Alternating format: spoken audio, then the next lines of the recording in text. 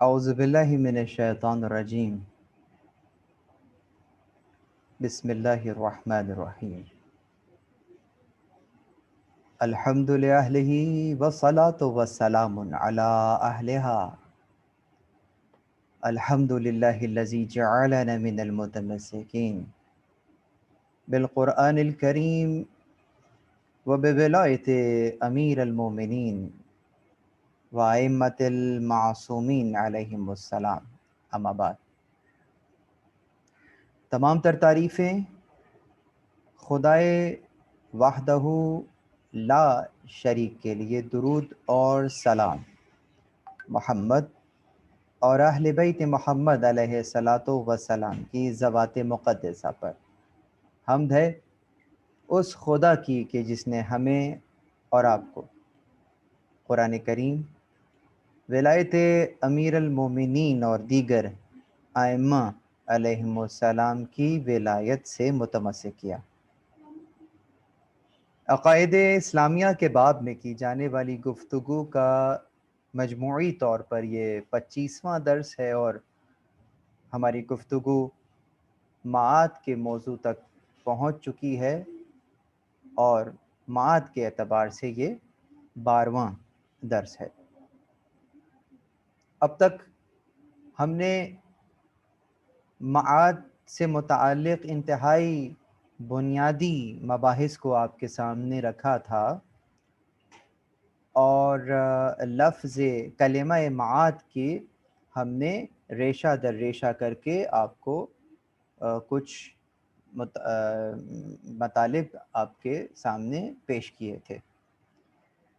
آج کا ہمارا موضوع ایک انتہائی اہم موضوع ہے، اور اس قدر اہمیت کا حامل ہے کہ یقیناً ہم اس موضوع کو کسی بھی صورت نظر انداز نہیں کر سکتے۔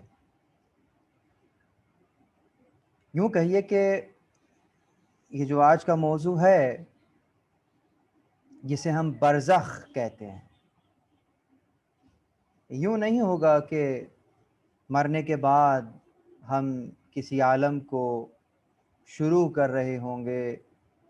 حقیقت ہے کہ عالم کو درک مرنے کے بعد سب ہی کر رہے ہوں گے، چاہے مومن ہو یا کافر۔ لیکن اصل جو لطیف نقطہ ہے وہ یہ ہے کہ مومن اس عالم کو اس عالم میں رہتے ہوئے درک کرتا ہے۔ انشاءاللہ آج کے درس میں دو انداز کے مطالب آپ کے سامنے رکھنا چاہوں گا۔ کچھ مطالب تمام کے تمام لوگوں کے لیے ہوں گے جو انشاءاللہ سمجھ میں آ جائیں گے، اور یقیناً کچھ مطالب ایسے ہوں گے جو کم از کم آج کی نشست میں سنائی تو دیے جائیں گے لیکن شاید سمجھ میں نہ آئیں۔ اس کے لیے یقیناً تفکر اور تدبر شرط ہے، جس کے لیے قلبی آمادگی کا ہونا ضروری ہے، جس کے لیے خاص، جس کو مراقبہ کہیں، جس کو مکاشفہ کہیں، اس کیفیت میں ہونا ضروری ہے۔ تو میں دونوں انداز کے مطالب آپ کے سامنے رکھنا چاہوں گا۔ آئیے اپنی بحث کا آغاز کیے دیتے ہیں۔ عالم برزخ۔ برزخ کیا ہے؟ برزخ کسے کہتے ہیں؟ برزخ کا معنی کیا ہے؟ برزخ کو برزخ کہنے کا وجہ تسمیہ کیا ہے؟ یہ وہ مطالب ہیں کہ جو ہمارے آج کے درس میں انشاءاللہ شامل رہیں گے۔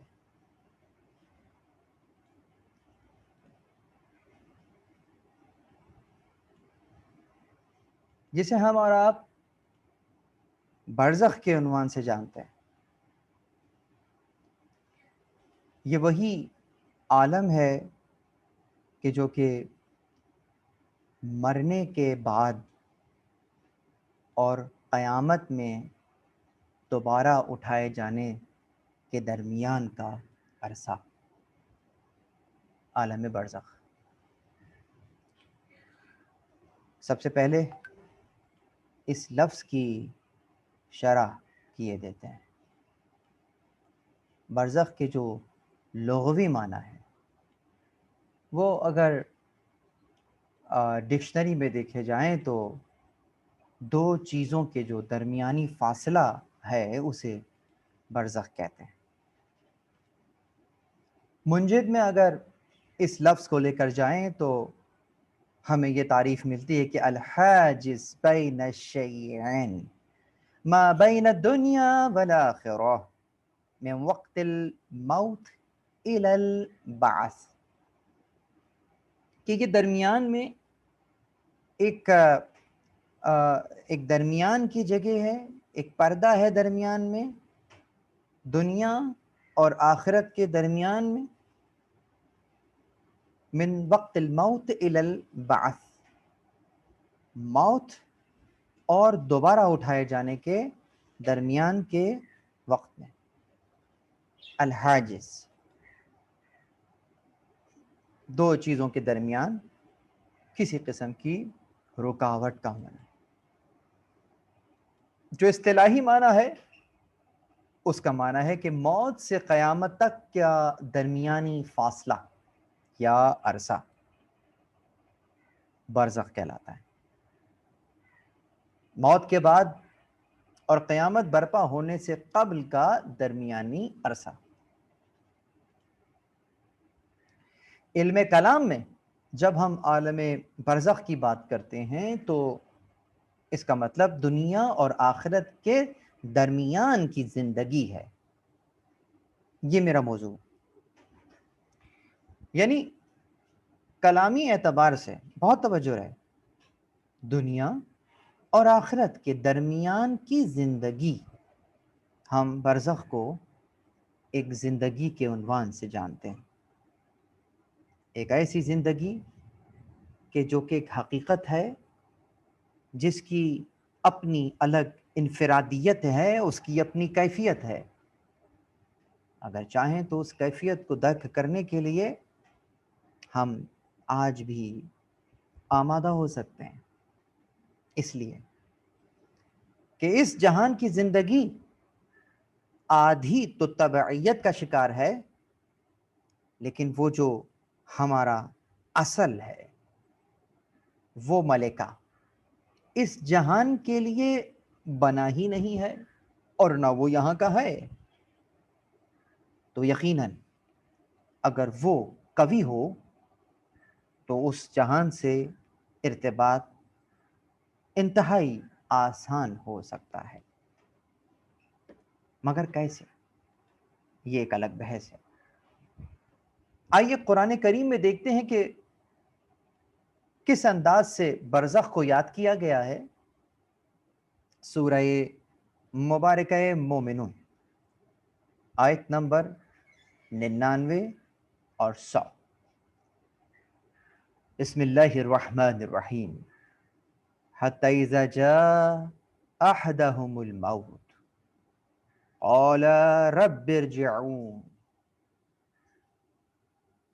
یہاں تک کہ جب ان میں کسی کو موت آ جاتی ہے۔ اب یہ جو حتی ہے، حتی یہ کسی حقیقت کی طرف اشارہ کر رہا ہے، اور نہ صرف حقیقت بلکہ ایک کیفیت کی طرف اشارہ کر رہا ہے ان لوگوں کی کہ جو غفلت میں ہیں اور غفلت میں جیے جا رہے ہیں۔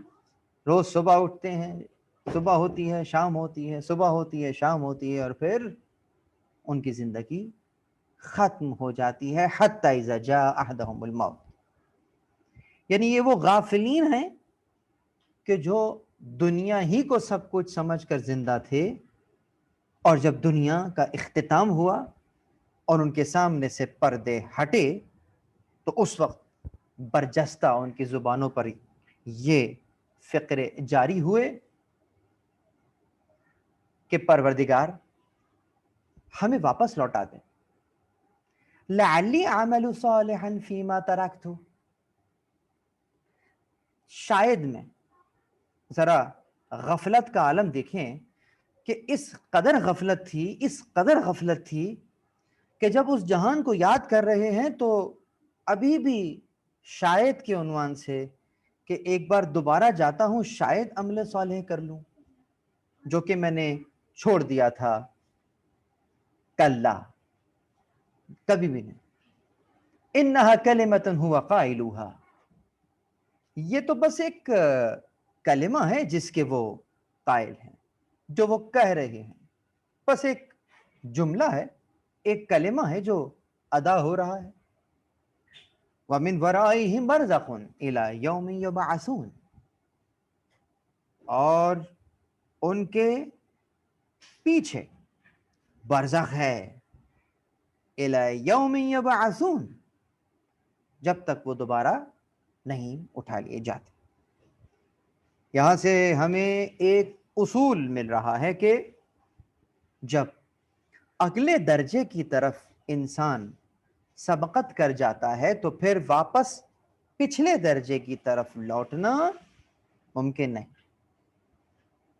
بالکل ایسا ہی ہے کہ جیسے کوئی جنین ہے اور وہ 9 مہینے رحم مادر میں کروٹیں بدل رہا ہے اور اس کے بعد اس عالم دنیا میں آ جاتا ہے، یعنی اگلے درجے میں آ جاتا ہے، تو اب اس کا واپس پستی کی طرف پلٹنا ممکن نہیں ہے. تو بالکل اسی انداز سے برزخ کا عالم کہ جب پردے ہٹ گئے، حقیقت دیکھ لی اور اب کہہ رہے ہو کہ واپس پلٹا دو، شاید اچھے عمل کر لوں، ممکن ہے.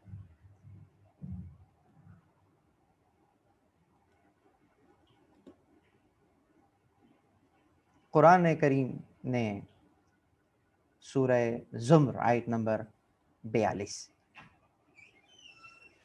اللہ یتوفی الانفس حین موتہا، اللہ جانوں کو لے لیتا ہے حین موتہا، موت کے عالم، والتی لم تمت فی منامہا، اور جو لوگ مرے نہیں ہوتے یا جن کا وقت نہیں آیا ہوتا ان کی روحوں کو نیند میں لے لیتا ہے. فَيُمْسِكُ الَّتِي قَضَى عَلَيْهَا الْمَوْتِ وَيُرْسِلُ الْأُخْرَى إِلَىٰ أَجْلٍ مُّسَمًّى، اور روکے رکھتا ہے. فَيُمْسِكُ الَّتِي قَضَى عَلَيْهِ الْمَوْتِ، جن کے لیے موت کا فیصلہ کر دیا جاتا ہے ان کی روحوں کو روک لیتا ہے. وَيُرْسِلُ الْأُخْرَى إِلَىٰ أَجْلٍ مُّسَمًّى، اور باقیوں کو واپس لوٹا دیا جاتا ہے ایک وقت معلوم تک کے لیے. ان فی ذلک لآیات لقوم یتفکرون، ان آیات کے اندر یقیناً جو تفکر کرنے والے ہیں ان کے لیے نشانی ہے. یہ جو رات سونے کے لیے تیاری ہوتی ہے، یہ والا بستر، یہ میری پسند کی چادر، یہ میرا تکیہ، اور یہ کمرے میں خاموشی اور اس انداز کا معاملہ اصلاً آدھی موت کی تیاری ہوتی ہے. اگر آدھی موت کی تیاری اس انداز سے کی جاتی ہے تو پوری موت کی تیاری کیسے کی جائے گی؟ اللہ اکبر. یاد رکھیے گا کہ نہ سونا آپ کے اور میرے اختیار میں ہے اور نہ اٹھنا آپ کے اور میرے اختیار میں ہے. ہم سمجھتے ہیں کہ یہ جو الارم بجتا ہے ہم اس الارم سے اٹھتے ہیں. الارم نہیں اٹھاتا، الارم سبب بنتا ہے، اٹھاتا وہ ہے. اگر نہ چاہے تو ایک کیا 1000 الارم بجتے رہیں، آپ کی اور میری آنکھ نہیں کھلے گی. کس قدر الارمنگ ہے یہ بات اے حضرت انسان. برزخ کی غایت کیا ہے؟ کیا وجہ ہے برزخ، کس لیے بنایا گیا ہے؟ سورہ مبارک ہے یاسین، اِنَّا نَحْنُ نُحْيِي الْمَوْتَى وَنَكْتُبُ مَا قَدَّمُوا وَآثَارُهُمْ وَكُلَّ شَيْءٍ أَحْصَيْنَاهُ فِي إِمَامٍ مُبِينٍ۔ اِنَّا بے شک، نحن ہم، نحیی الموتى ہم زندہ کرتے ہیں مردوں کو، وَنَكْتُبُ اور ہم لکھ رہے ہیں، ہم ما قدموا وآثار جو تم نے کیا اور جو اس کے آثار ہیں، وَكُلَّ شَيْءٍ أَحْصَيْنَاهُ فِي إِمَامٍ مُبِينٍ اور ہر شے کا احصاء امام مبین میں ہو گیا ہے۔ آیت کا نشان 36، سورہ کا نمبر 36، آیت کا نشان 12۔ اور کیا ہی بات ہے کہ یہ جو نمبر ہے 12، اسی کے اندر امام مبین کا تذکرہ بھی ہے۔ آیت کا نشان بھی 12 ہے، اور اگر سورہ کے نمبر 36 کو ملائیں تو 3، 6، 1، 2، پھر وہی 12 کا حصہ سامنے آ جاتا ہے۔ امامت کی بحث ہو اور 12 نہ سامنے آئے، ممکن ہے؟ تو یہ جو عمل صالح تم انجام دیتے ہو، یقیناً یہ ایک مختصر سا عمل ہوتا ہے جو تم کر دیتے ہو، لیکن اس کا اثر کہاں جاتا ہے؟ اس کا اثر بہت دور، بہت عرصے تک۔ جاؤ جا کے کسی فزکس کے استاد سے پوچھو کہ یہ جو نہر میں ہم پتھر پھینکتے ہیں، اس پتھر کا اثر کہاں تک جاتا ہے؟ شاید ہماری آنکھ پتھر کے گرد بنے ہوئے چند دائروں کی طرف محدود ہو کر رہ جاتی ہے، لیکن فزکس سے پوچھو، وہ کہتی ہے کہ نہر کے جہاں تک کنارے جاتے ہیں، اس پتھر کی لہریں اس کنارے کو جا کے چھوتی ہیں۔ یعنی جس عالم میں وہ عمل انجام دیا گیا ہے، اس عالم کی سرحد تک اس کا اثر جاتا ہے۔ اے حضرت انسان، تو تو اس عالم کا ہے ہی نہیں، تو تو ہے ہی اسی عالم کا، تجھے تو بھیجا گیا ہے یہاں پر۔ اب بتلا کہ جب تو کوئی عمل کرے گا تو اس کا اثر کہاں تک جائے گا؟ اللہ اکبر۔ تو ختم ہونے کے لیے پیدا نہیں ہوا ہے، تو تیرے عمل کا اثر کیا ختم ہونے کے لیے ہے؟ کبھی بھی نہیں۔ جو تم نے کیا وہ بھی ہم نے لکھا ہے، اور جو اس کے اثر ہے وہ بھی ہم لکھ رہے ہیں۔ غایت برزخ یہی ہے۔ اس کا مطلب یہ ہے کہ ہم نے ایک بیج زمین کے حوالے کیا، یہ ایک بہت چھوٹا سا عمل تھا، لیکن اس کے بعد پھر جو ہو رہا ہے وہ میرے ہاتھ میں نہیں ہے، وہ تکوینی قوانین ہیں، اور ان قوانین کے تحت یہ بیج اپنے کمال کا سفر طے کر رہا ہے۔ جب یہ بیج اپنے مکمل کمال پر پہنچ جائے گا اور درخت کی صورت اختیار کر لے گا، تو جب تک ہرا بھرا ہے یقیناً مخلوق کو فائدہ دے گا۔ میں نے مخلوق کا لفظ استعمال کیا ہے جس میں جانور بھی شامل ہیں۔ اگر کوئی جانور بھی تھک کر اس کی چھاؤں میں بیٹھ جائے تو اے انسان، اس جانور کو جو یوٹیلیٹی ملی ہے اس کا ثواب بھی ہم تیرے عمل میں لکھ دیں گے۔ پھل دیتا رہے گا، چھاؤں دیتا رہے گا، جب تک دیتا رہے گا تیرا نامہ اعمال میں ہم لکھتے رہیں گے، لکھتے رہیں گے، یہاں تک کہ سور پھونکا جائے گا اور پھر یہ دنیا فنا ہو جائے گی۔ جیسے ہی دنیا فنا ہو جائے گی، بس وہ عمل کا اثر بھی ختم ہو گیا ہے، اب تیرے سامنے کتاب کھول دی جائے گی۔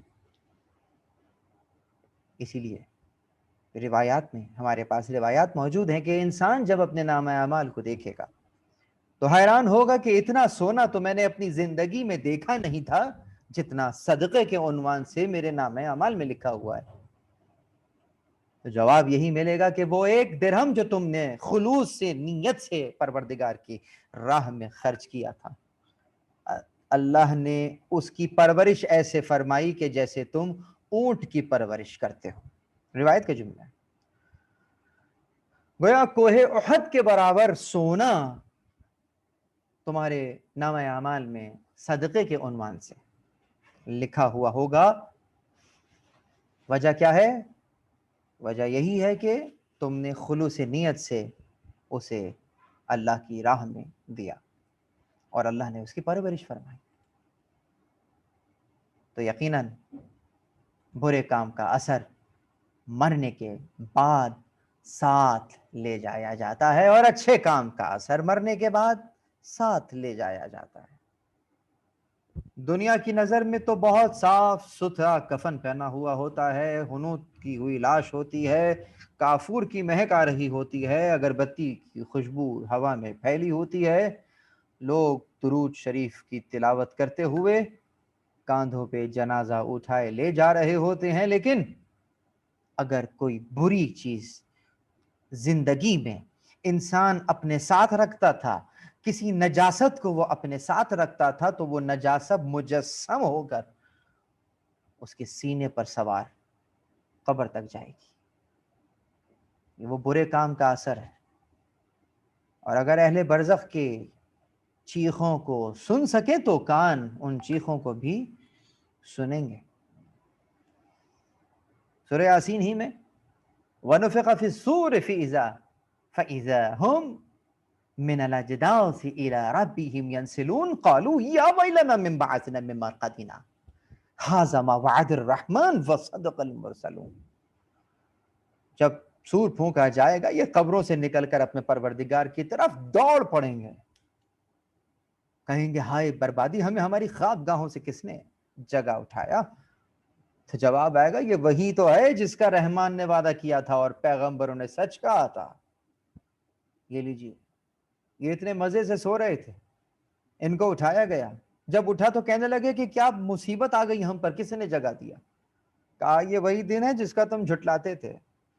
اس کا مطلب یہاں ہمیں ایک اشارہ مل رہا ہے ان جھٹلانے والوں کا، یوم آخرت کے جھٹلانے والوں کا ایک کیفیت نظر آ رہی ہے کہ برزخ میں موجود ہیں لیکن ان کے اوپر عذاب نہیں ہو رہا۔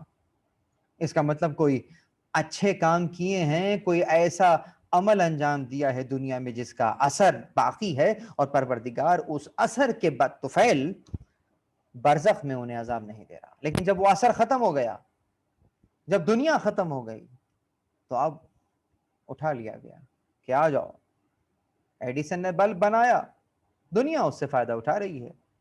جب دنیا ہی نہیں رہے گی تو وہ ایڈیسن کا بنایا ہوا بلب بھی نہیں رہے گا، پھر ایڈیسن کو بلا لیا جائے گا کہ آؤ اس طرف آ جاؤ۔ اس طرح کے بہت سے نام، میں نے تو ایک نام لیا ہے، باقی نام آپ بہت اچھی طرح جانتے ہیں۔ اس عالم میں عذاب ہو رہا ہوگا۔ اکثر ہمارے جو میڈیا کے اسکالرز ہیں وہ کچھ اس انداز کی بات کرتے ہیں کہ کہاں ہے قبر کے عذاب کا بیان قرآن کریم میں؟ قرآن میں تو قبر کا کوئی عذاب نہیں بیان ہوا۔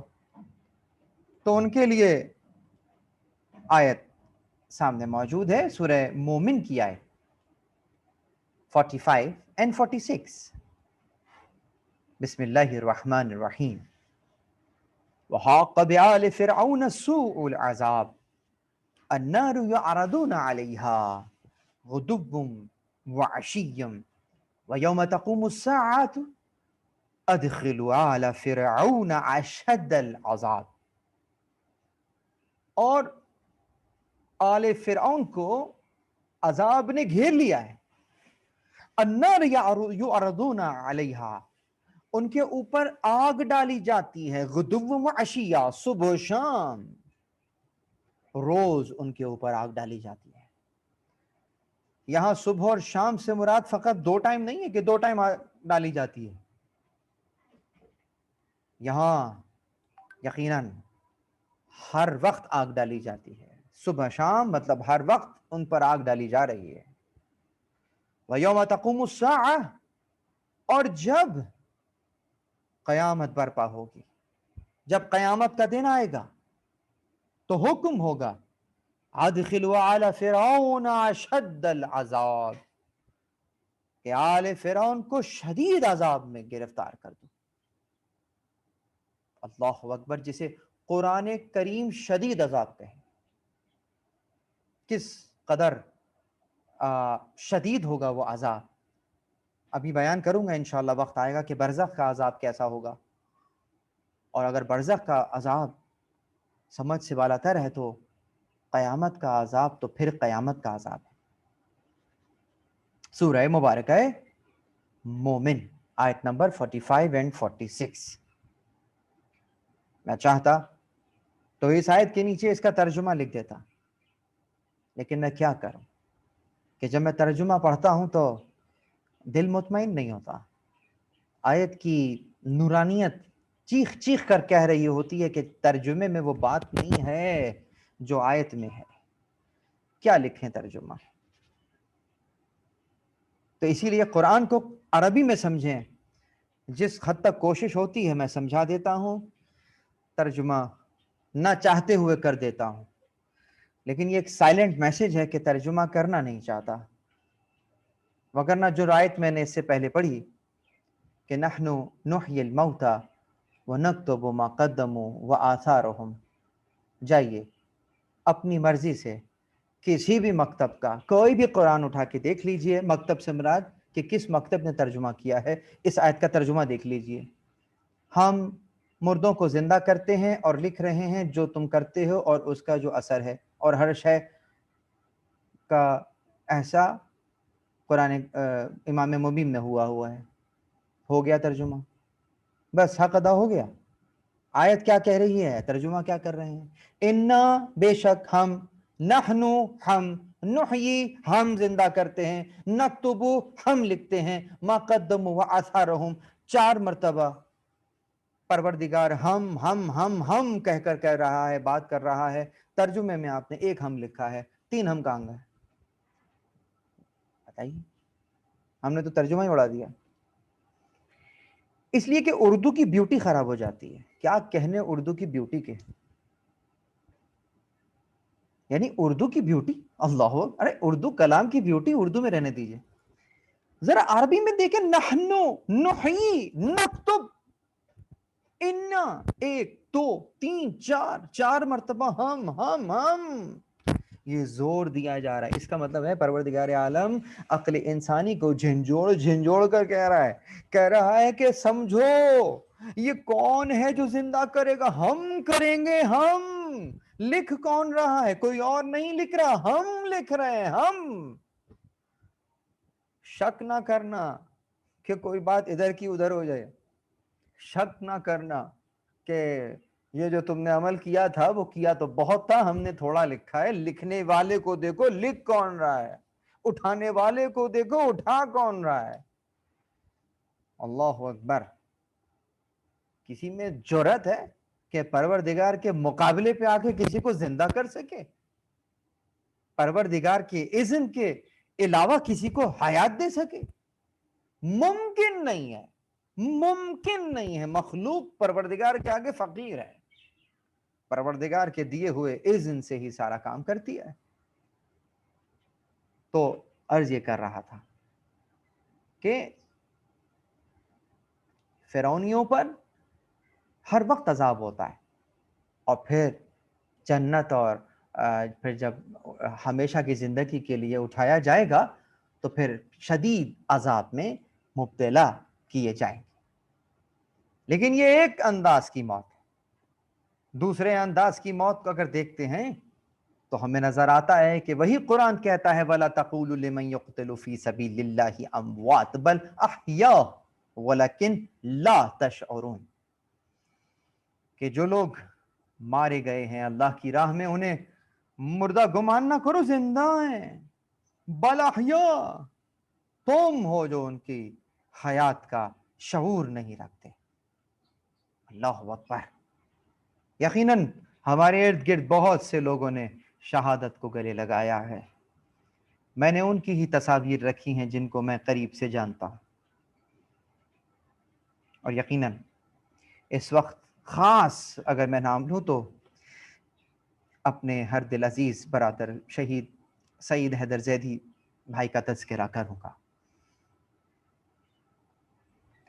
جنہوں نے مطہری صاحب کو، اگر مجھ جیسے ایک چھوٹے سے طالب علم کو اگر کسی نے مطہری صاحب کا تعارف کرایا ہے تو وہ، اس میں کوئی شک نہیں، شہید سعید حیدر زیدی کی کاوش ہے. آج میں جتنا مطہری صاحب کو پہچان سکا ہوں وہ سعید بھائی کے بدولت ہے. زندہ ہیں. آج مجھ سے پوچھیں کہ سعید بھائی مر گئے ہیں یا زندہ ہیں، تو میں کہوں گا کہ کل جتنا رابطہ تھا شاید اب اس سے کہیں زیادہ ہے. یہ ان کی زندگی کا اثر ہے. اب رہے بات کفار کے وہ نیک اعمال کہ وہ کہاں ملیں گے ان کو، تو وہ برزخ کی حد تک تو میں نے بیان کر دیا. اٹھنے کے بعد کیا ہوگا؟ کہا من کان یرید الحیات الدنیا وزینتها نوفی الیہم اعمالهم فیہا وہم فیہا لا یبخسون اولئک الذین لیس لهم فی الآخرۃ الا النار وحبط ما صنعوا فیہا وباطل ما كانوا یعملون. جو لوگ دنیا کی زندگی اور اس کی زینت کے طالب ہیں، ان کے اعمال کا سارا بدلہ ہم انہیں دنیا ہی میں دے دیتے ہیں، اور اس میں ان کے ساتھ کوئی کمی نہیں کی جاتی. ان کے لیے آخرت میں آگ کے سوا کچھ نہیں. انہوں نے اس دنیا میں جو کچھ کیا وہ سب ضائع ہے، اور جو کچھ کرتے رہے وہ سب برباد. پروردگار مومن نے کچھ کیا وہ تو نے محفوظ کر لیا، کافر نے کچھ کیا وہ تو نے برباد کر دیا. کیا یہ تقاضا عدل ہے؟ جواب کہہ تو دیا کہ ہم نے کافر کو جو دینا تھا دنیا میں دے دیا، اور جو دنیا میں دے دیا نہ دنیا رہے گی نہ وہ جو دے دیا ہے وہ رہے گا، وہ برباد ہی تو ہو گیا. اور جو مومن ہے اس کو ہم وہاں دیں گے کہ جو حیات کبھی ختم ہونے والی حیات نہیں ہے، تو وہ حیات بھی رہے گی اور وہ شے بھی باقی رہے گی. اس لیے یہاں ضائع کرنے کا عنوان سے یاد کیا. اب رہی بات سورہ نور کی آیت نمبر 39 کی، جہاں پر پروردگار نے کھل کر اعلان کیا کہ یہ لو والذین کفروا، جن لوگوں نے کفر اختیار کیا ہے، اعمالہم کسراب، کا جیسے اعمالہم ان کے اعمال سراب جیسے ہیں، بقیعۃ یحسبہ الظمآن ما حتی اذا جاءہ لم یجدہ شیئا یجدہ شیئا. کیا بات ہے! مطلب مثال بھی ایسی دی ہے کہ دور سے دکھتا ہے لیکن جاؤ تو نہیں ہوتا. جنہوں نے کفر اختیار کیا ایسی ہی مثال ہے جیسے کوئی پیاس لگی ہو اور سامنے ریت پر دیکھے تو پانی پڑا ہوتا ہے، لیکن جب وہاں پہنچتے ہیں تو کچھ نہیں پاتے. تو ایسا لگتا ہے بڑے اچھے اچھے کام کیے ہیں، مدر ٹریسا بہت اچھا کام کیا، انسانیت کی خدمت کی. تو سو جائیے قبر میں ہمیشہ آرام سے، جب تک کہ سور نہیں پھونکا جاتا، آپ کو کوئی انگلی بھی نہیں لگائے گا. لیکن جب آپ اٹھیں گی مٹی جھاڑتے ہوئے سر سے کہ کس نے جگا دیا، پھر بیان ہوگا آ جائیے وہی دن ہے جس کو جھٹلا رہے تھے. یہ ہے کفار کے نیک اعمال اور ان کی جزا. میں نے 21 رمضان کی مجلس میں حضرت آدم علیہ السلام کے تجرد نفس پر بات کی تھی. آج اس کو دہرانا نہیں چاہوں گا، بس اس مجلس کو سنیے اور آدم کے تجرد کو دیکھیے گا کہ نفس کس انداز سے اپنے کمال تک پہنچا کہ فرشتے نے بھی ہاتھ جوڑ لیے، پروردگار ہمیں علم نہیں ہے، اتنا ہی جتنا تو نے دے دیا، یہ آدم تو ہم سے بہت آگے ہے. تو وہاں میں نے کچھ استدلال قائم کیے تھے کس انداز سے آدم علیہ السلام نے اپنے اس سفر کا آغاز کیا تھا، کس طریقے سے ایک نفس انسانی اس انداز سے کس طریقے سے کہاں پہنچی، اللہ اکبر، جس کا تصور آپ اور میں نہیں کر سکتے.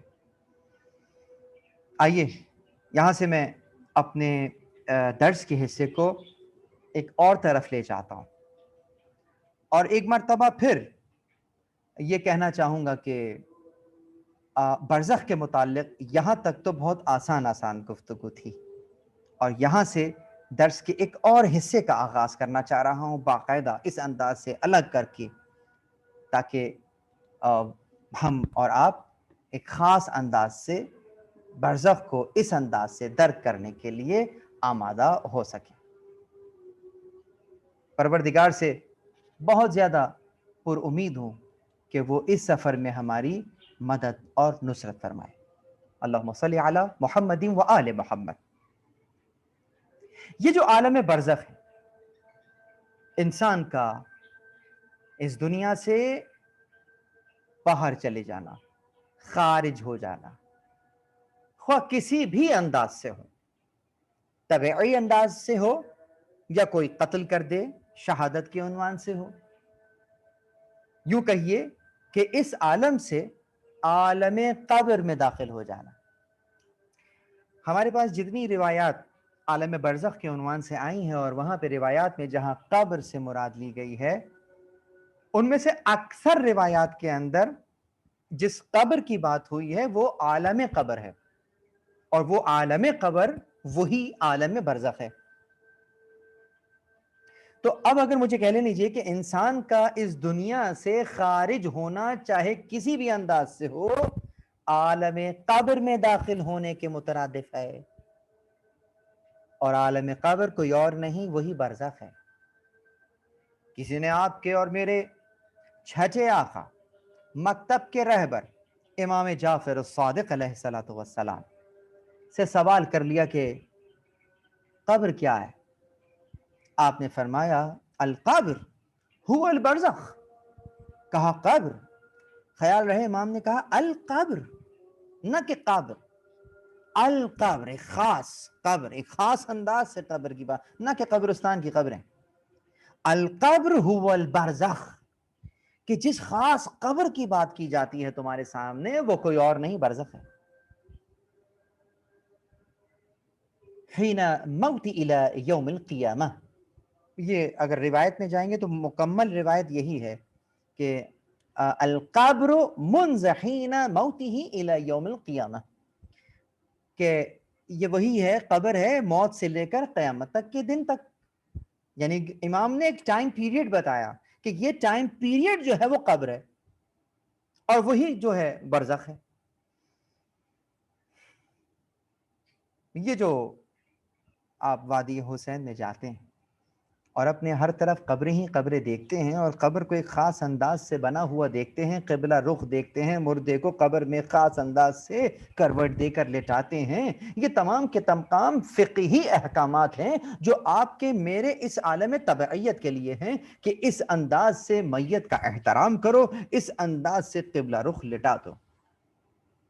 وگرنہ وہ برزخ قبر میں جسے آپ اور میں اب تک قبر کہہ رہے تھے، یہ گڑھا، یہ 2 گز زمین، اس میں لٹائے جانے کا محتاج نہیں ہے کہ جب تک ہم وہاں لٹا نہیں دیں گے برزخ شروع نہیں ہوگا. جی نہیں، یہاں سانس ختم ہوئی، یہاں سانس کی ڈور ٹوٹی، اور وہیں اگلے ہی لمحے برزخ شروع ہو گیا. اور یہ جو برزخ شروع ہو گیا ہے اسی کو قبر کا عنوان دیا گیا ہے. القبر هو البرزخ، وہی جو برزخ ہے بلا فصل شروع ہو جاتا ہے. اور اگر ابھی ایک صرف جملہ کہوں گا، ابھی تشریح نہیں کروں گا، بلا فصل شروع ہو جاتا ہے، بلا فصل دکھنے لگتا ہے. شروع تو ابھی بھی ہو چکا ہے، بس میں نے کہا تھا کہ صرف ایک جملہ کہوں گا، ابھی تشریح نہیں کروں گا. آگے چلیے. چونکہ یہ مومن کا جسد ہے، ایک جمع ہوا جسم ہے، ساکت جسم ہے. کل تک ہم اسی کے ہاتھ چومتے تھے، اسی سے مصافحہ کرتے تھے، اسی کو سلام کرتے تھے. آج فقط اس کی میت سامنے ہے. وہ کہاں ہے؟ برزخ میں ہے. یہ کہاں ہے؟ یہ یہی عالم تبعیت میں ہے.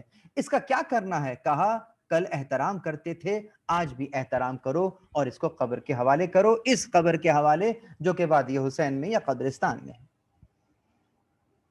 لیکن خیال رکھنا، یہی قبر جسے دار سوال اور مومن کی ابدی آرامگاہ کہتے ہیں، تو اس قبر کو نہ سمجھ لینا، وہ قبر برزخ ہے، نہ کہ یہ گڑھا جسے تم نے کھودا ہے.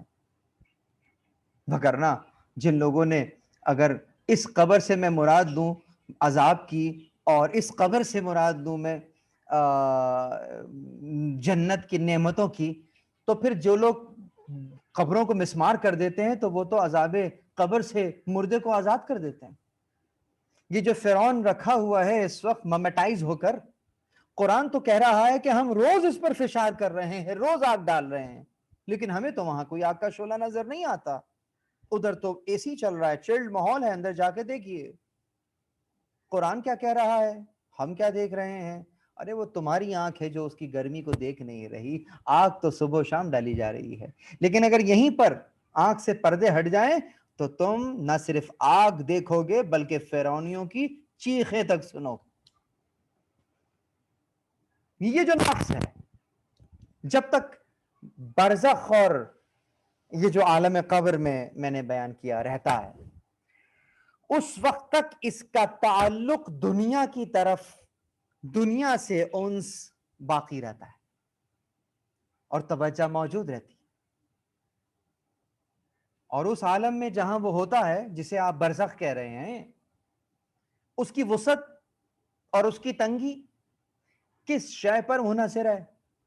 کہا یہی نفس اس کے کمال یا اس کی پستی کے اوپر اس عالم کی وسعت اور تنگی کا انحصار ہے. یعنی جتنا با کمال نفس ہوگا اتنا ہی با کمال برزخ ہوگا، اور جتنا ہی پست نفس ہوگا اتنا ہی پست برزخ ہوگا. میں نے کہا تھا موت کا ڈر نکال دوں گا، موت کا خوف نکل جائے گا، اس لیے کہ موت کچھ الگ سے شائع نہیں ہے. ابھی جو زندگی گزر رہی ہے یہی زندگی ہے، یہی موت ہے. اگر آج حقوق ادا ہو رہے ہوں، اگر آج میرے گردن پر کوئی قرض نہیں ہے، پروردگار کا کوئی حق نہیں ہے، لوگوں کا کوئی حق نہیں ہے، اس سے اچھی اور کیا بات ہے؟ میرے اوپر کوئی قضا نماز نہیں ہے، پروردگار کا کتنا لطف ہے. یہ آپ کے اور میرے نفس کی بلندی ہے. یہ جو محبت اہل بیت علیہم السلام آپ کے اور میرے دل میں جاگزی ہے، اور اس نے ہمارے قلب کو منور کیا ہوا ہے، اس نے ہماری دنیا کو منور کیا ہوا ہے. مرنے کے بعد یہی نور تو ہوگا جو کہ برزخ میں پھیلا ہوا ہوگا. کوئی اور جگہ سے کوئی نور تھوڑی آئے گا، کہیں سے کوئی امپورٹ تھوڑی کیا جائے گا. یہی نور ہوگا کہ جس کے اوپر آج ہمیں وہ نظر نہیں آ رہا ہے، کل دکھنے بھی لگے گا. یہ جو 1.5 میٹر کی قبر کھودی ہوئی ہے، اس کے اندر کیا اس میں عذاب ہو رہا ہے؟ یہ وہ قبر نہیں کہ جس کے بارے میں کہا گیا ہے کہ یہ قبر مشرق سے مغرب تک ہے، جسے ہم کہتے ہیں کہ ان کی قبر کو نور سے بھر دے، تا حد نگاہ کشادہ کر دے. اتنی جگہ تو وادی حسین میں نہیں ہے جتنی وسعت کی جگہ آپ مانگ رہے ہیں. تو وہ کون سی قبر ہے کہ جس کو وسیع کر رہے ہیں؟ تا حد نگاہ کشادہ کیا؟ یہ گڑھا تو اتنا ہی رہے گا جتنا کھودا ہے. تا حد نگاہ کشادہ وہ برزخ کا عالم ہے. اس کے لیے جیسے اس کے نفس کی وسعت ہے ویسے ہی برزخ کی بھی وسعت کر دے اس کے لیے. روایات میں ایک جملہ ہے کہ ان قبروں کے اندر کسی اژدہے وغیرہ کو نہیں دیکھتے، مطلب کہ کہتے ہیں کہ قبر کے اندر، کافر کے قبر کے اندر انہو یسلط علی الکفار فی قبرہ 99 تنینا، 99 اژدہے کافر کی قبر میں ہوتے ہیں، اور ان میں ان اژدہوں کی جو زہر ہے، اس کی طاقت ہے، وہ ایسی ہے کہ اگر اس دنیا کی طرف ایک پھونک مار دیں تو پوری دنیا پر کوئی پودا نہ اگے. فقط ایک پھونک، اور وہ قبر میں صبح و شام پھونکے مار رہے ہیں. اگر یہ ظاہری قبر کی بات ہے تو پھر یہ دنیا میں پودے اگنا محال ہے. قبر کے بعد میں جو کاشفین اور جو غیب کی خبر دینے والوں نے جنہوں نے خبر دی ہے، وہ اس دنیا کے احکام و حالات پر منطبق نہیں ہوتے. وہ جو بھی مائل ہو وہ قبر سے متعلق روایات، مطلب کہ اس انداز کی جتنی بھی روایات ہیں وہ اسی عالم برزخ سے متعلق ہیں. وہ عالم برزخ کہ جہاں ارواح عالم قبر میں ابدان کی شکل میں ہیں. بدن کی جمع ہے ابدان. بدن کی صورت میں ہیں اور وہاں کے نعمت یا وہاں کی سزا سے یقیناً ان کا پالا، ان کا سلسلہ جو ہے وہ جڑا ہوا ہے۔ عالم قبر اس عالم کے علاوہ نہیں ہے کہ جو موت کے بعد حاصل ہوتا ہے۔ عالم قبر موت کے بعد تا قیام قیامت کے عالم کو کہتے ہیں، اور یہی برزخ ہے۔ برزخ یعنی درمیان، برزخ کا ایک مطلب وہی درمیان بھی آئے گا، جیسے کہ ابھی میں نے منجد کے لحاظ سے بیان کیا کہ درمیان میں ایک پردہ، تو یہ برزخ ہے جس سے عالم آخرت کی اور بہشت کی خوشبو آتی ہے، جس میں ہر مومن کی قبر کی وسعت مشرق و مغرب کے درمیانی فاصلے سے زیادہ ہوتی ہے۔ یقیناً روایت میں اسی انداز کی قبر کا تذکرہ ہوا ہے۔ روایات بہت ہیں، میں نے صرف ایک روایت کی طرف اشارہ کیا تھا۔ یہ جو عالم ہے یہ یقیناً پست عالم ہے، اور جب ہم اس پست عالم سے اگلے درجے میں چلے جاتے ہیں اور اپنے نفس کے کمال کو اگلے درجے میں لے جاتے ہیں تو اسی انداز سے پھر ہمیں وہ عالم نظر آتا ہے، عالم آخرت، کہ جس کی پہلی منزل یہ عالم برزخ ہے۔ یعنی کہ ہماری اور آپ کی وہ ہمیشہ کی زندگی جو قیامت کے دن سور پھونکنے کے بعد شروع ہوگی، اس کا مقدمہ، preface of the eternal life is برزخ۔ عالم مثال جسے کہتے ہیں، جس کے مقابلے میں قوس صعود ہے، کہ جس طرح قوس نزول بھی اس کے مقابلے میں، یہ میں نے کیا، قوس صعود، ایک صعود ہوتا ہے ایک نزول ہوتا ہے۔ جب عالم، بہت توجہ رہیں، مشکل الفاظ ہیں، یقیناً یہ مشکل الفاظ اگر مکتب امام زمانہ میں نہ کہے گئے تو کیا ہم کہیں سڑک پر کہیں گے؟ امام زمانہ کے مکتب میں، بہت توجہ، میں نے بہت ہی ایک اشارہ کیا ہے۔ یہ جو صعود ہے یہ اس عالم اسفل سے اپنے تفکر اور تدبر کو بلند کر کے عالم بالا تک پہنچانا صعود ہے، اور اس عالم بالا سے اس بالا معانی کا اس عالم میں، پست عالم میں اترنا، سمجھ میں آنا، یہ نزول ہے۔ تو برزخ کا جو آخرت کی پہلی منزل قرار پاتا ہے وہ یہ برزخ قرار پاتا ہے، یعنی کہ اس عالم پست سے ہم عالم برزخ میں گئے، کہ جو کہ اس بلند ترین عالم کی پہلی سیڑھی ہے۔ اس عنوان سے برزخ کو دیکھیے، عالم برزخ قیامت سے جدا نہیں ہے، قیامت کا ایک نمونہ ہے، ایک یوں کہہ لیجئے کہ قیامت کے عذاب کا ڈیمو ورژن ہے، یا قیامت کی نعمتوں اور وہ جو لطف پروردگار ہے اس کا ایک نمونہ ہے، ایک مثال ہے۔ ہر شخص کا عالم برزخ اس کے عالم قیامت کا ایک نمونہ ہے۔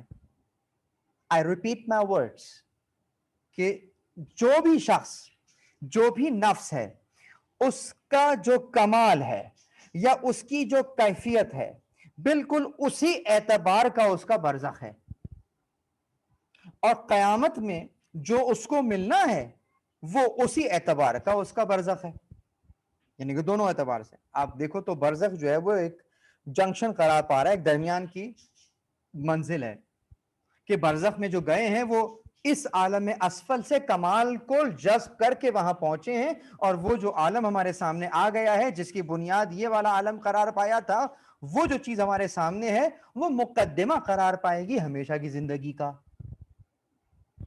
تو جنت و جہنم کا ایک دریچہ جب برزخ میں اس کی طرف کھولا جاتا ہے تو وہ ایک مشہور اور معروف حدیث جو آپ نے سن رکھی ہے کہ القبر ما روضۃ من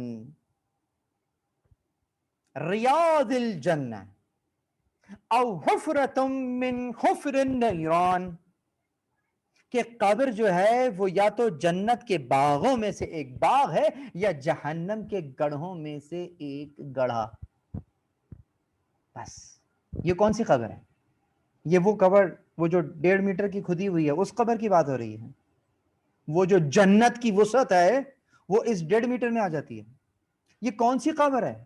یہ وہی عالم برزخ ہے کہ وہ جو عالم ہے کسی کے لیے جنت ہے واقعتاً جنت، اور کسی کے لیے جہنم کے گڑھوں میں سے ایک گڑھا. یہ جو برزخ کا مشاہدہ ہے، اس کے درمیان میں جو حجاب ہے جس کو میں دیکھ نہیں پا رہا، یہ کون سا حجاب ہے؟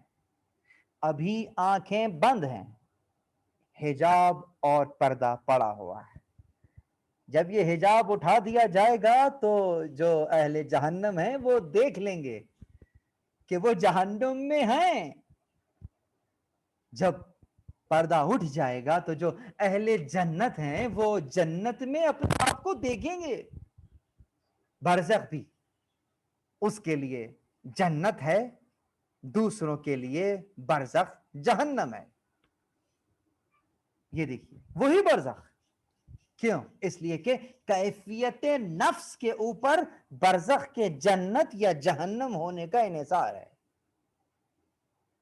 میں پھر کہوں گا کہ 21 رمضان کی وہ مجلس جو لنک جس کا انشاءاللہ شیئر کر دیا جائے گا، وہ اور رمضان میں دیے گئے دروس کا سلسلہ جس میں امام زمان محور کائنات ہیں، اس کا لنک انشاءاللہ تعالی یہاں نیچے لنک میں دے دیا جائے گا. ان کو مزید سنیے اس سفر سیرورت کی تشریح کے لیے.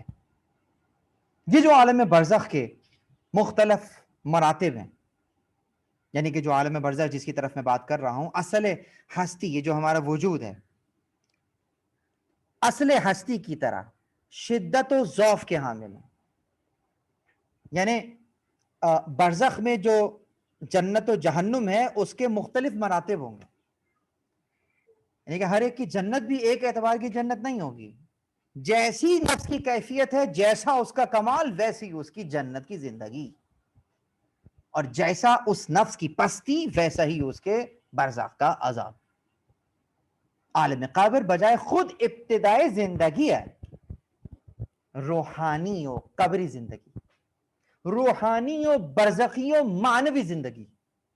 برزخ سے بالا تر روحانی زندگی ہے. برزخ میں ایک باقاعدہ زندگی ہے، درمیان کی زندگی، اور بہشت کی ان نعمتوں سے لطف اندوز ہونا کہ جو کہ ایک مثال ہے بہشت کی. لیکن آپ کو احساس ہوگا کہ گویا ہم بہشت میں ہی ہیں، اور جیسے ہی سور پھونکا جائے گا وہ اپنی منزل کی طرف رواں دواں ہے. یقین کتنا بڑا برزخ ہے، کب تک ہے، خدا کے علاوہ کوئی نہیں جانتا. ایک راز ہے بس. اب یہاں پر ایک مشکل بات کہنے لگا ہوں، انشاءاللہ اللہ سے امید ہے کہ ہمیں سمجھ میں آتا ہے. یہ جو ہم اس عالم دنیا میں ہیں، بہت توجہ رہے، عالم دنیا ایک عالم، اس کے بعد عالم برزخ دوسرا عالم، اور پھر وہ عالم معنی، عالم مثال، تیسرا عالم جو کہ ہمیشہ کی زندگی ہے. ان کا آپس میں بہت گہرا ربط ہے. یعنی یہ جو ہماری دنیا کی زندگی ہے، اسی دنیا کی زندگی میں ہمارا رابطہ ہماری برزخی زندگی سے موجود ہے. اور یہ جو اس وقت ہم سب سے پست درجے میں ہیں، اس پست درجے کا تعلق اپنے سے بالا درجے سے ابھی بھی ہے، اور مستقل اس پست درجے سے بالا درجے تک اندراج کا عمل جاری ہے. اندراج یعنی جو بھی اچھا کام یہاں ہو رہا ہے اور اس اچھے کام کے نتیجے میں جو میرے اور آپ کا نفس بلندی پہ جا رہا ہے، جو اس کا اثر ہے وہ اس برزخی جسم کہیے یا برزخی زندگی کہیے، وہاں لکھا جا رہا ہے، اور وہ بنتا جا رہا ہے، تصویر بنتی جا رہی ہے، اور درجات بلند ہوتے جا رہے ہیں، ابھی ہوتے جا رہے ہیں. اگر اسی وقت موت آ جائے تو وہ درجہ میری آنکھوں میں سامنے آ جائے گا جو بن رہا تھا.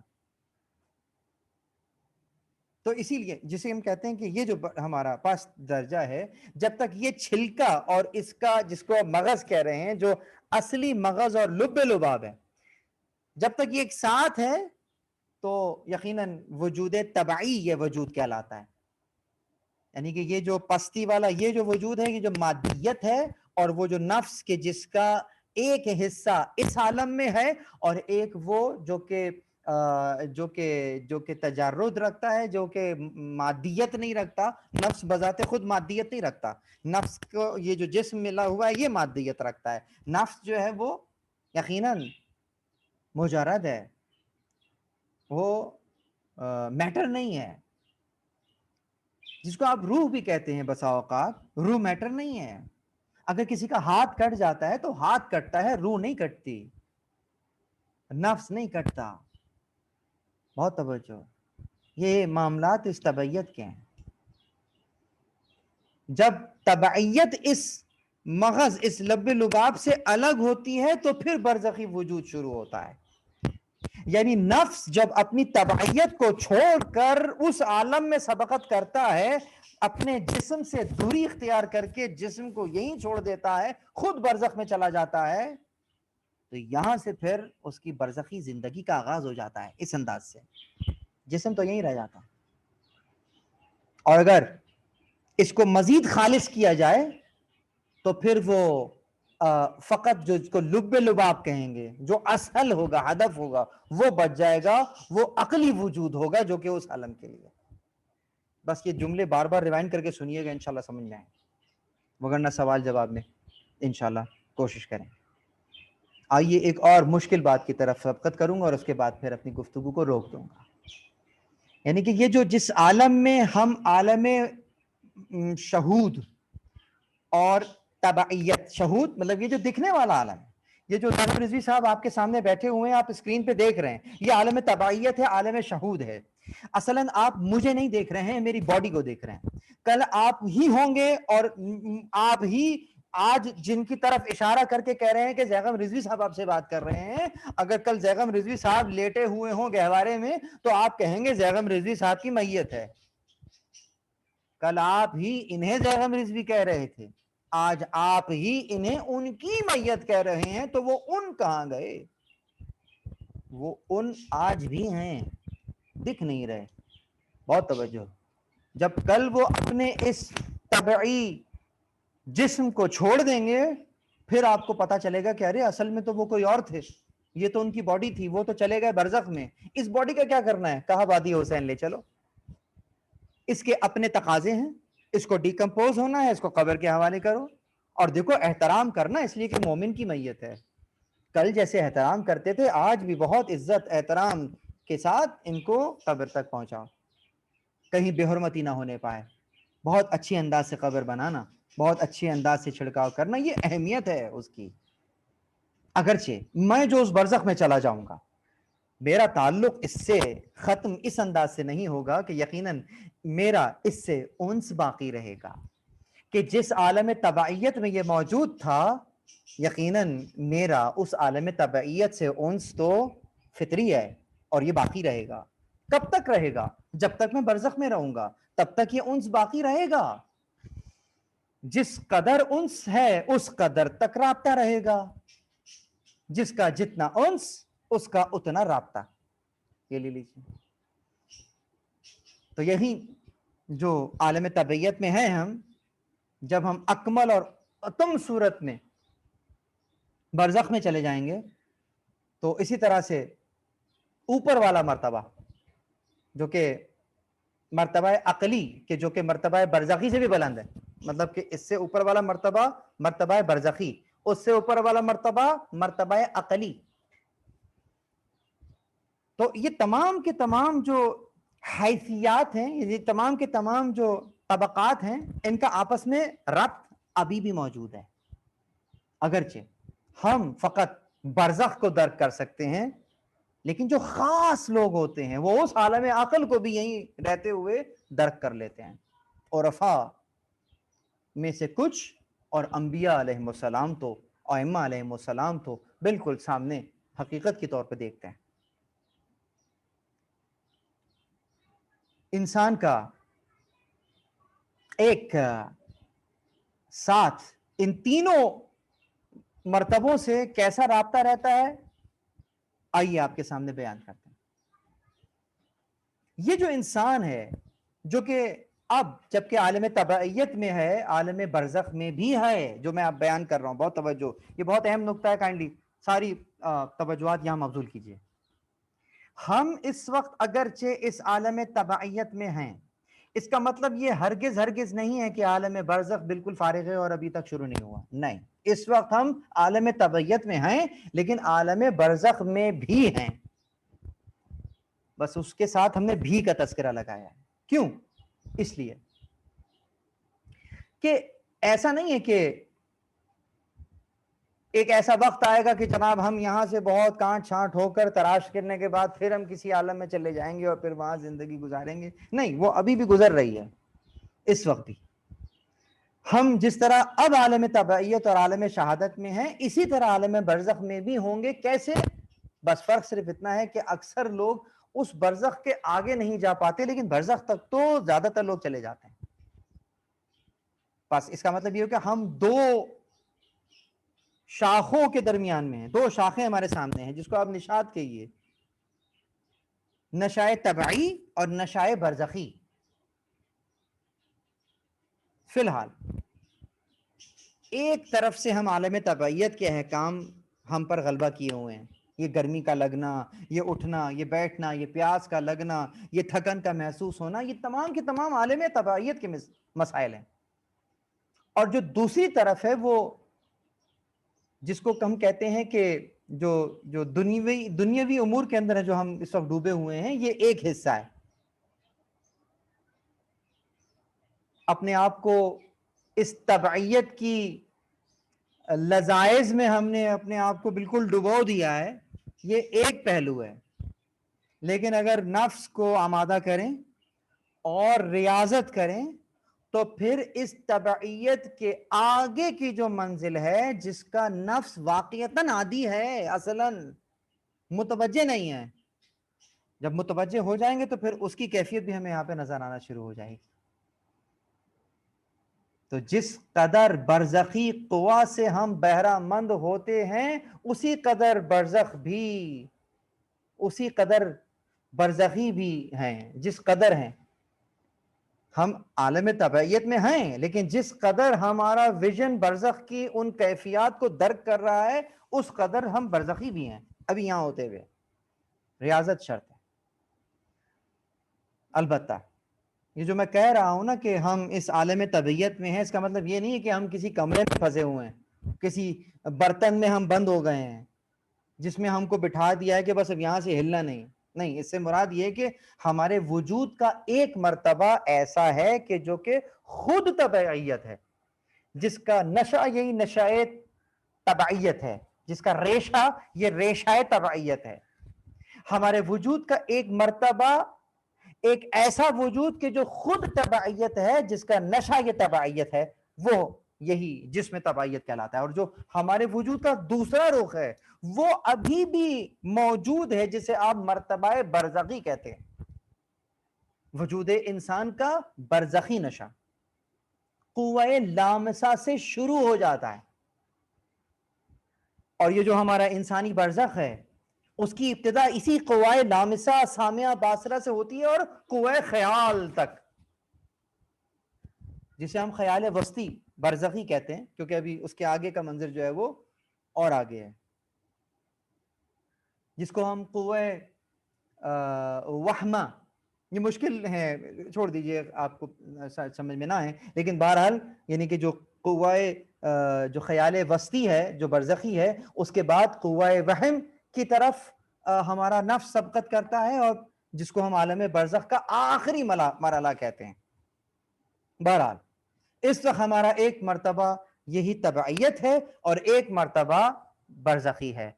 ہر قسم کا وجود کمال کے جو نچلے مرتبے میں ہے، وہی اوپر والے مرتبے میں بھی ہے۔ یعنی اس وقت ہم جس اسٹیج میں ہیں، اس میں جو کمال ہے، جب اوپر والے اسٹیج میں جائیں گے تو یہ کمال یہاں پر بھی موجود ہے، اور اس عالم کا اپنا کمال بھی موجود ہے۔ بہت توجہ، آسان کر دوں، یعنی جب ہم ایک درجے سے دوسرے درجے میں جائیں گے تو اس درجے کا نقص یہیں چھوڑ جائیں گے اور اس درجے کا کمال لے کر اگلے درجے میں پہنچ جائیں گے. یعنی اس عالم پستی، اس عالم تبعیت کی جو یہ پریشانیاں ہیں وہ یہیں چھوڑیں گے، اور جو اس کا کمال ہے وہ برزخ میں لے جائیں گے. اور برزخ کا اپنا کمال بھی موجود ہوگا جو کہ اس کمال کے اوپر منحصر ہوگا کہ کتنا کمال ہو کر، کتنے با کمال ہو کر آئے ہو جس کے لحاظ سے ہم تمہیں کمال دیں. ذرا دامن کو تو پھیلاؤ، ذرا استحقاق تو بیان کرو کہ کیا استحقاق بھی رکھتے ہو اس کمال کا جو کہ جس کا تقاضا کر رہے ہو. تو جس کے دامن میں جتنی گنجائش ہے اتنا دامن وسیع کر لے گا، اس کو اتنا برزخ میں مل جائے گا. آئیں آج اپنے برزخ کی تیاری کر لیں، اپنے دامن کو آج ایسا پھیلائیں، اتنا کمال کسب کریں، اتنا کمال کسب کریں کہ کمال سے با کمال ہو جائیں. یہ مومن کی نشانیوں میں سے ایک نشانی ہے. اپنا برزخ وہ یہیں رہتے ہوئے نکال لیتا ہے.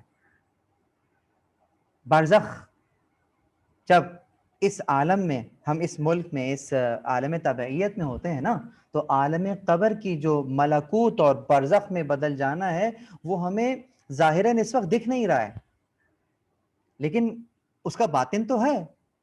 میں نے یہاں پہ کسی کو صدقہ دیا تو یہ صدقہ دینے کا عمل تھا، چھوٹا سا تھا. اس کا ایک ظاہر ہے یہ صدقہ دینا، ایک اس عمل کا باطن بھی ہوگا نا جو ابھی باطن ہے.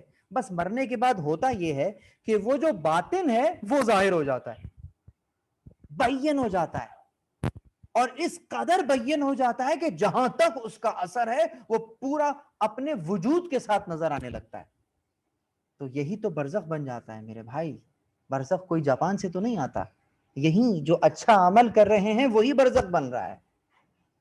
یہ جو اگر کچھ لوگوں کو کچھ لوگوں سے حسد ہوتی ہے، جیسے ہی ان کو دیکھتے ہیں ان کا دل تنگ ہو جاتا ہے، ان کا قلب تنگ ہو جاتا ہے، ان کا قلب تاریک ہو جاتا ہے. بس یہی قلب کی تنگی اور تاریکی جب مریں گے تو وہی برزخ بن جائے گا. یعنی برزخ تنگ ہوگا، تاریک ہوگا.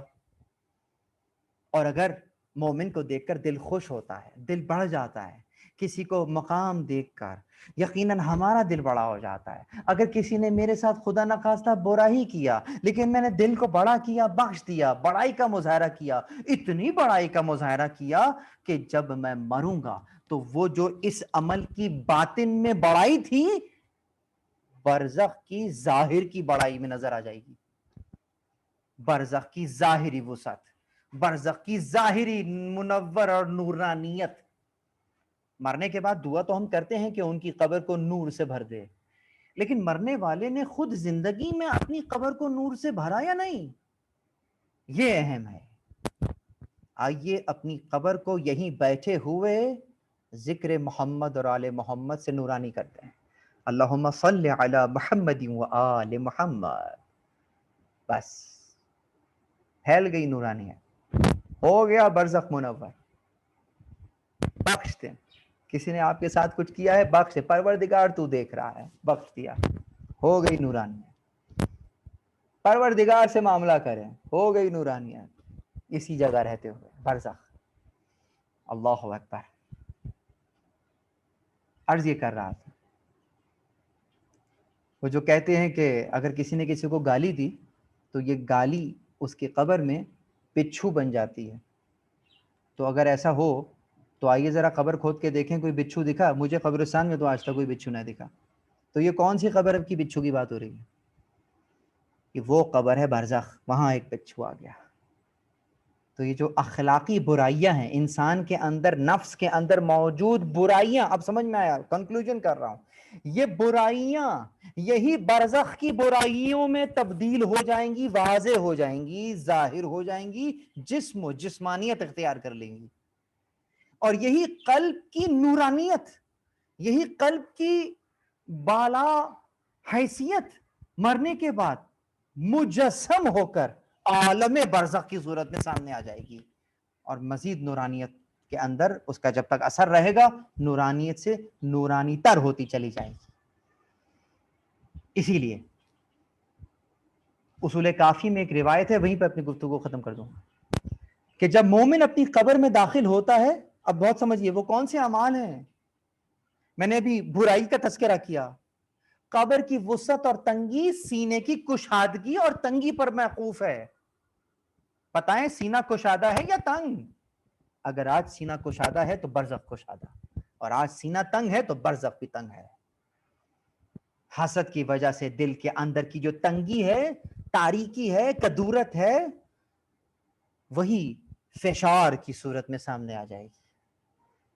جس طرح سے آج قلب جل رہا ہے, کل آگ کی صورت میں قبر میں پوری قبر آگ سے بھری ہوئی ہوگی. کیونکہ تمہارے لیے مومن کے لیے, کسی مومن کے لیے دل میں آگ ہی تو بھری ہوئی تھی. یہ آگ کوئی ہم نے کوئی یہاں سے تھوڑی لگائی ہے, یہ وہی آگ ہے جو تم لے کر آئے ہو.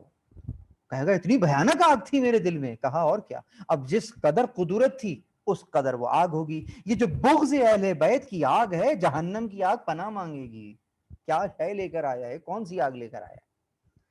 مومن کے جو اچھے اعمال ہیں, جب مومن اپنی قبر میں داخل ہوتا ہے نا, تو آپ کو معلوم ہے کہ جو نماز ہے نا اس کے داہنی طرف ہوتی ہے, زکوٰۃ اس کے بائیں طرف ہوتی ہے, نیکیاں اس کے سر پر سایہ فگن ہوتی ہیں, اور صبر کنارے کنارے رہتا ہے.